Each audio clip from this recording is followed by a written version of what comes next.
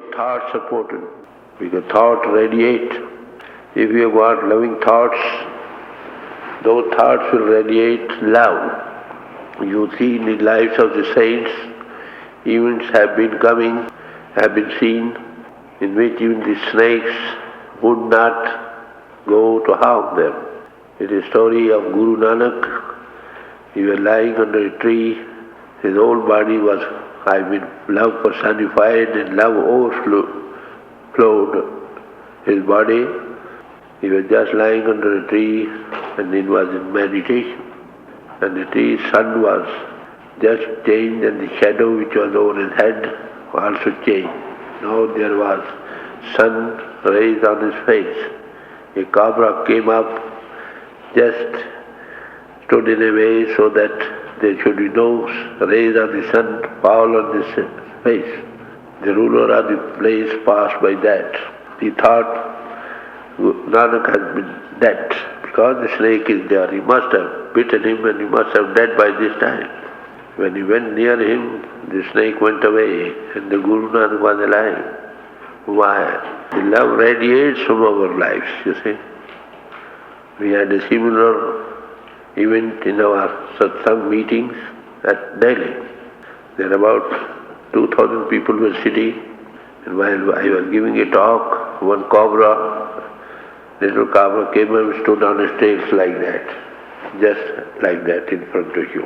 And the people said, here's the cobra coming, okay, never mind, go on with it. Let it come, stand. And that cobra stood for 1 full hour, hearing what the talk was going on, looking at me. When the talk was over, he sneaked away. And the people said, let us kill him. Why he has not just told you anything? Why you kill him? So this is all what is meant to say. If you have love for all, even the snakes won't harm you. You see, we have got proverb, be wise like snakes. Snakes are very wise, mind that. They at once catch the radiation. What thoughts are radiated from you? When you see a kokile, the very thought goes out and he safeguards himself by attacking. You have no evil thought for anybody, they won't do any harm to you. So I am telling you, thoughts are more potent. So it initiates daily conduct, must reveal that he is the follower of a true master. When you are giving something very unusual, the special gift of God, our duty is to maintain it. Take heed that the light which is within you is not darkened. By these things, whatever light we get inside, or whatever music we hear, that is almost stopped. So that is why you'll find I have prescribed diaries for self-introspection under certain heads: truthfulness, no harm, non-violence, thought, word and deed, chastity, you see, the underlying principle, and love for all. So all masters, when they come, they tell us, well, you love one another, so that the people may know you are coming to a true saint. Masters are there. They are overflowing with the love of God and love for all humanity. They take up this role as given by God, you see. Otherwise, in their old age, why should they be going around for this? For no purpose, no selfish motive. They have got only one motive, to just bring all children of God back to God. That's all. They don't need any payment. Their talks are given free. They live on their own earnings. They are not a burden to anybody else. So when they say something, they say out of their love for all. So this is what is wanted. Now you'll find an ounce of practice in more than tons of theories. What use is to know the principles if one does not live up to them. If you say tell the truth, if you don't tell the truth, then if you say love others, don't think of others, evil of others, and you still think evil of others, what the use of knowing that? That's holding some information in your brain. Such and such, scripture says such and such master says such and such. Well, what is that to you? We should learn to live up to them. A learned man with no practice, he is no better than a beast of burden, carrying a load of books or scriptures, that's all. So it is infinitely better to practice than to preach. First live, then say. Otherwise, you may be a scholar, you may have written commentaries on certain subjects. There may be very, in a religious way, outwardly. You read scriptures, tell others, preach others, and do not live up to them, then what is it? Truly such like preaching does not carry any effect. The arrow which is drawn to the chest only goes to the target. What words come out of our heart as we live up to it, they carry effect by radiation to others' heart. I remember of a case, one man came to Gandhi.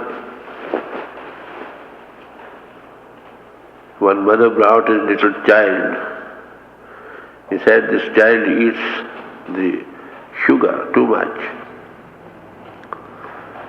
Then Gandhi told him, all right, mother, bring this child after 3 days. She went away, and she came after 3 days. Then he told, well, child, don't eat sugar. And the mother said, well, Gandhi, if you have to say that much only, why didn't you say it that day? He says, because I was eating sugar then. Mind that if you don't live up to what you say, those words don't carry any effect. There are, I think, so much preaching is going on nowadays. Perhaps in the older days nobody dreamt of it. And with all that, how many lovers are coming up? How many saints are there? With all our preaching, our lives have not changed. The reason why the preachers are themselves not living up to what they say. Mind that any wind that strikes a fire burning and passes by that, those men who are sitting on the other side, they will have hot wind. If there's lying some ice, mounds of, tons of ice, heap of ice. If any wind passes by that, the other man who is just sitting the other way, he will have cold wind. So whatever thoughts are in our hearts, any words we give out, those come as charged with those very things what already is there. If a man openly is very good man, and his heart is full of passions,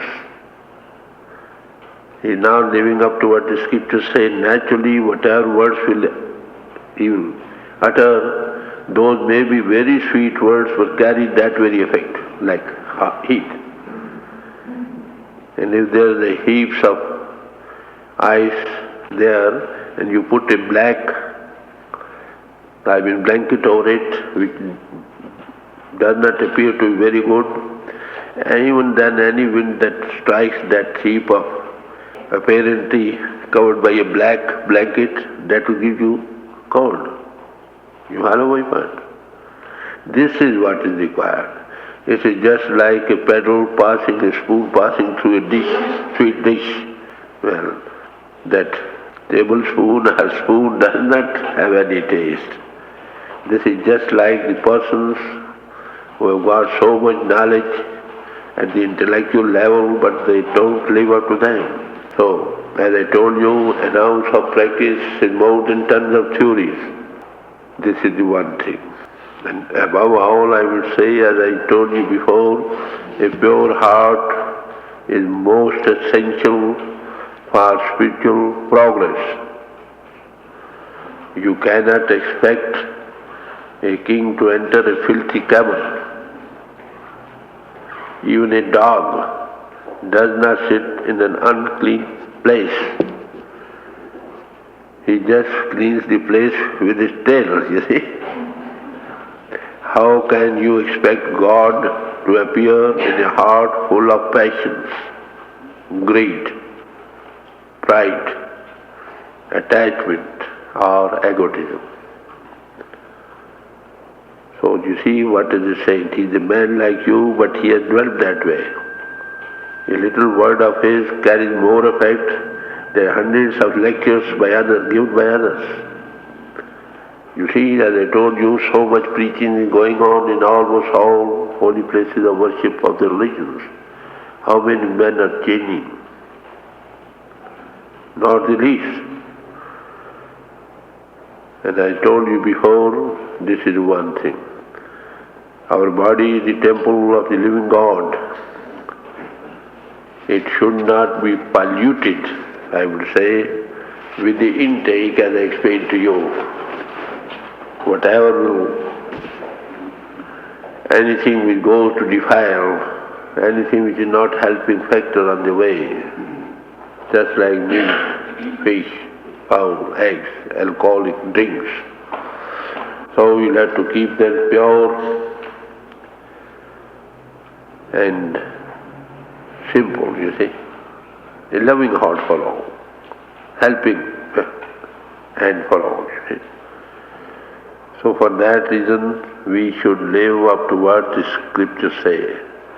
Try to never to harm the feelings of others. If a blind man is there, you tell him, oh blind man, he feels it. If you just sit by him, dear friend, how did you lose your sight? Purpose is the same. The little words carry much effect. These very words go to work like a consolation, and these very words go to flare up.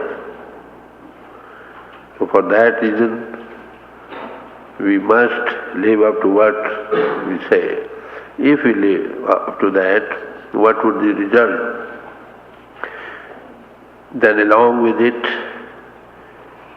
this is one side, this is self-introspection.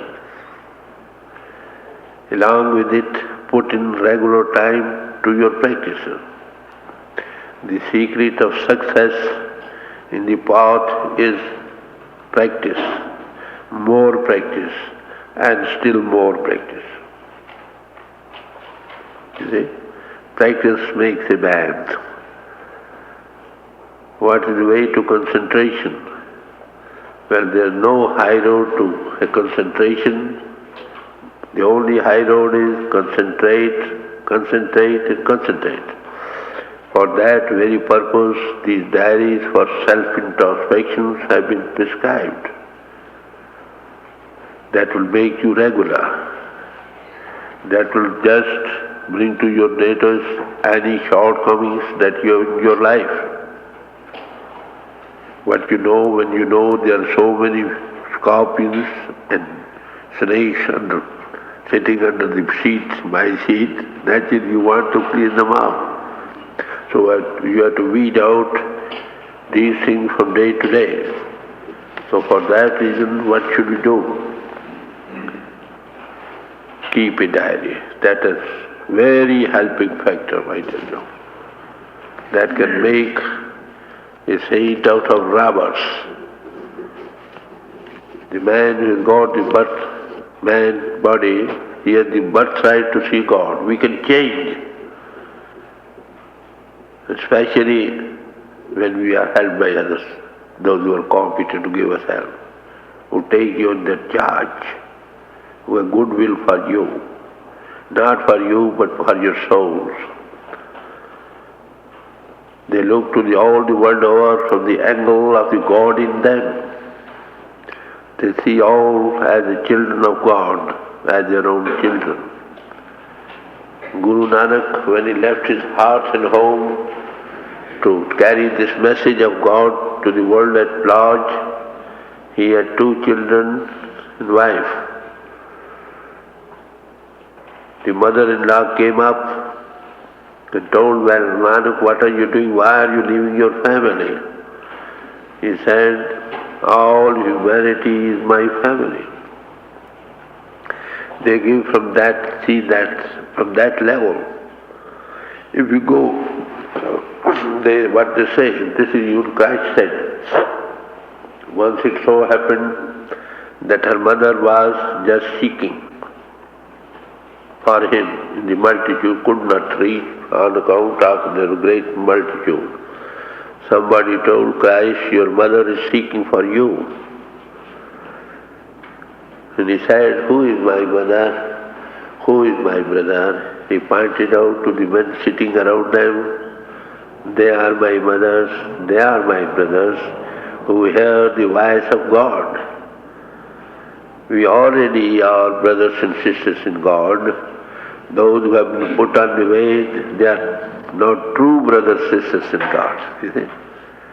This is the angle of vision from which the masters look to us. So I tell you the story of one prince. He left his heart home to become a saint. His name was Gopichan. He went to his master. So master, what he told, there are ways and ways of the master. That was yogi master, you see. He said, all you leave all your whole heart and home and come here. He sent him to just, because they have nothing to eat, live on, go and bring alms from their homes. But he advised them first to go to their own family, to his own wife, then to his others, mother and everybody. He went to his wife, begging. She said, now my husband is gone, what all these things for? I am left alone. She gave all ornaments what she had.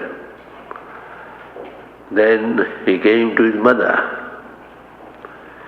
His mother said, because he took up that way of life under the advice of his mother. Some mothers are very, you see, spiritual. They wish their children to be godly. So she advised his son to take up that spiritual way. So what he said, well, look here, I will give you 3 advices to live.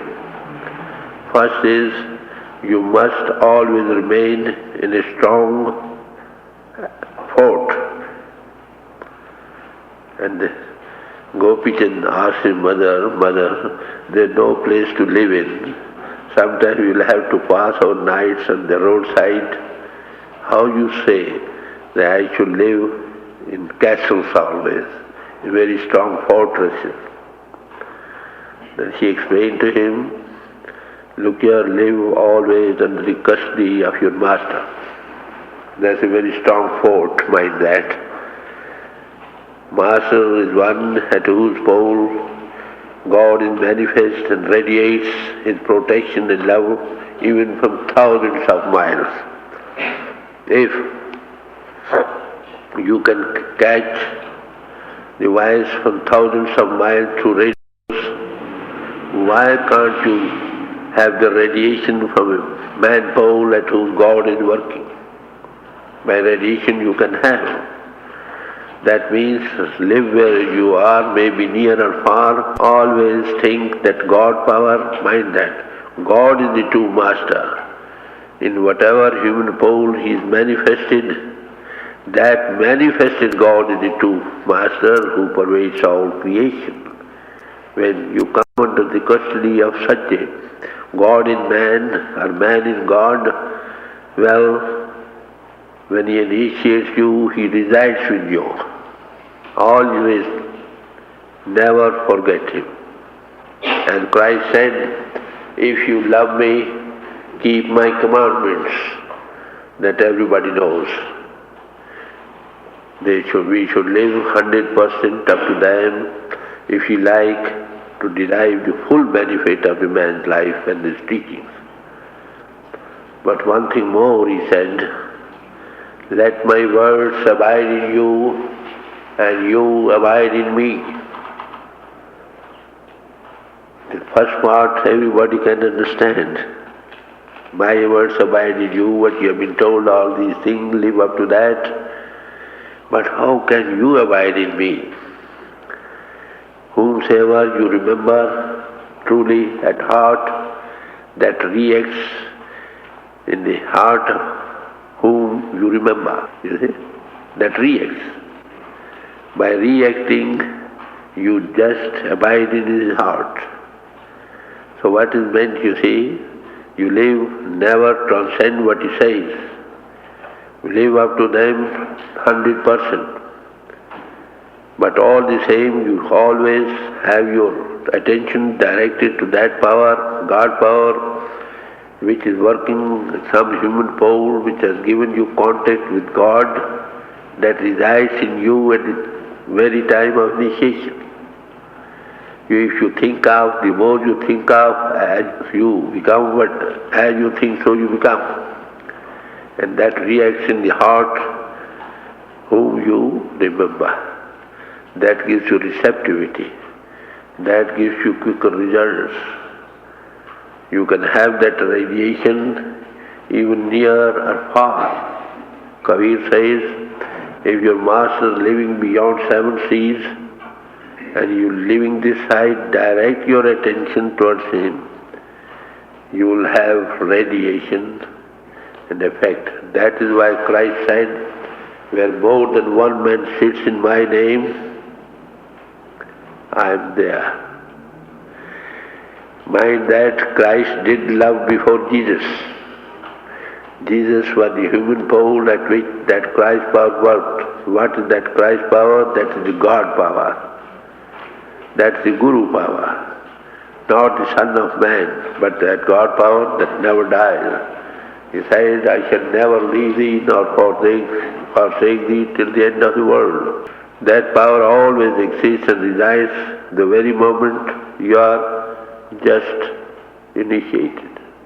So it is a great privilege to be put on the way or initiated. It is no ordinary thing. It is special grace of God, what the people could not have in long years. You get very same thing the very day. Previously the master used to prepare the men first. When they are ready, only they gave them something. But the times have changed. And those times even the initiates had to live with the master for months and years. So now the times have changed. Masters they give them all at once something also to start with, and also takes the duty of making them by giving them to keep self-introspection report and submitting at regular intervals. So this is the first, advice which mother gave to Gopichand. And the second was advice, always sleep on very soft and very, nice and elegant beds. Then again, Gopichand told his mother, well mother, there's no place to sleep there, we might have to sleep on stones and on earth. How can you say we can have very fine beds, very soft beds? Then she told him, well, look here, don't go to sleep unless sleep overtakes you. When sleep overtakes you, there's no question you are lying on the stones or the earth or in a bed. These are the advices given by his mother to his son. And the third thing he said, well, always what to do. You eat very best dishes, very delicious dishes. Then again he asked his mother, well, dear mother, how can we be just begging alms? Somebody will give us dry. Sometimes we won't get even to eat. How you say we should always have very rich diet, very delicious dishes. Then mother told him, look here, don't eat unless you feel very hungry. You see? Very hungry. When you are very hungry, even the grams you eat, that gives you taste. So these are the three advices given by the mother of Gopichan to his son. If you live up to that, you'll find how much good it carries. If you are you live up to the sayings of the masters, they say have pure life. He says, let your earnings be honest. He says, just have good life, good thoughts, good words and good deeds. And he says, always have the sweet memories of God. Well, if you live up to that, there's no, on the spiritual health, depends the life of mind and body both. The health of body and mind both, you see. So you have been given something for the spiritual health, that is the bread of life. That bread of life and the water of life is the light and the sound principle of God. That's the true food for the bread. So you have to give your body something to eat. We are born not to eat, but eating is made for us.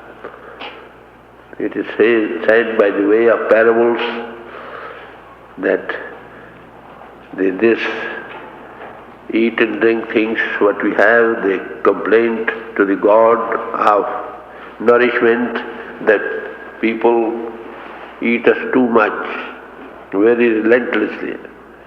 And the God of nourishment said, all right, those who eat more than is required for them, you eat them up.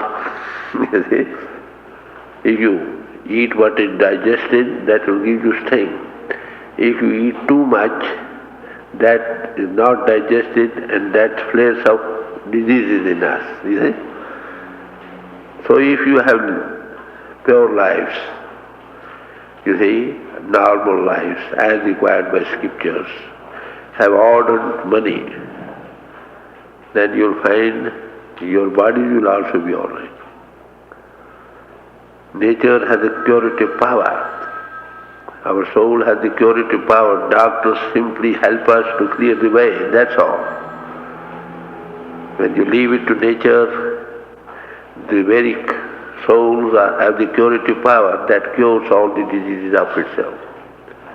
So these are the three instructions which were given by the mother of Gopichan to live a life.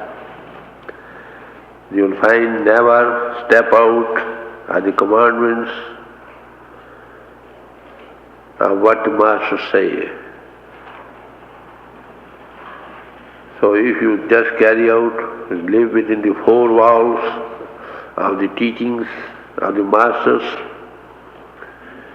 you will develop from day to day. So what he says further, he says silence is golden. Speak as little as possible. Silence is golden. Speak as little as possible. When you speak, speak in the most kind and gentle manner. Don't lose temper over anything. Already keep your tongue under control. This is one thing. You see, two things are in the world very much, you see. First, the wound given by a sword will be healed in a month or so. But the wound given by tongue is not healed. All through life, ever you remember, again that becomes afresh. So these are the things that we have to just look up after all. Masters tell us that just fill your stomach, your belly, half with food, 1/4 with water, and leave the 1/4 vacant, empty. The more you keep the stomach empty, the more therein you find the light of God developed. We eat more than what is required generally. We eat too much. We die of too much eating rather than dying of hunger. Yes, just consider. That is why Masters tell us, I circulated in one of my circulars, simplify, simplify and simplify. Live in a simple way. You won't need more money to earn. You will have not to cut the throats of others. Even on hard-earned money, whatever you spend, what is legitimate, you can share with others. Generally you say, we cannot live up to our earnings. Where do they go? They spend only on things what are not really required of us. So man becomes an angel by having, what you say, less eating, not too much. And a beast by eating too much. You see? Too much eating and sleeping clouds the inner vision. And overeating always makes one feel sleepy and sluggish. The less we sleep, the more spiritual progress we make. And mind that when you sit, especially when you say, well, we cannot sit, we get sleepy. Well, one man came up to a master in India. He was Shimbertlal, named Mormon. He came to America too, some time back. I think about 60 years back or 50 years back. One man came to him and complained that I've got a bad health. He says, well, look care of your stomach. Another man came up, when I sit I feel drowsy and sluggish. Can I take care of your belly? Third man came and said, my mind is not under control. Then he said, look to your belly. You see? So these are the things eating is for us, and we are not made for eating. These are little things which if we act up to it, you'll find much help. So daily find some period of silence, and night is the best portion of that. Then Guru of the Sikhs tells us what? Night is your just lonely place. Those who have just utilized their nights, they have become saints, they have become gods. And the students have become scholars. The best use of the night. Though they have spoiled their nights, they have just spoiled their lives, you see. The right use of what it is, you see, we have got all these shows, companies, and other engagements at night, up to 11, 12, 1, 2. Well, how can such a man can progress in any way? A student who has burnt the midnight oil, he becomes a scholar. A lover of God who has put in nights in the best remembrance of God, taking as all solitude, he becomes a saint. So silence is the best. Then we have to take up to solitude. Try to live alone as much as possible. Cease from men, look above thee. Just have mix up with others as required. Sometimes we simply for enjoyment sake waste time, kill time. And we come to have got no time. Out of 24 hours you'll find how much time you put into your daily earning. Say 8 hours, 10 hours, 12 hours. Not more in any case. We've got even 12 hours at our disposal. Give to sleep, say, 5 hours, 6 hours. Then 6 hours with you. Give away more 2 hours to your eating, drinking, this and that. Even then you got 4 hours at your disposal. When the people say we have got no time, they have to adjust themselves. Time has not to come from anywhere else. That is already there, and we have to just adjust ourselves that thing.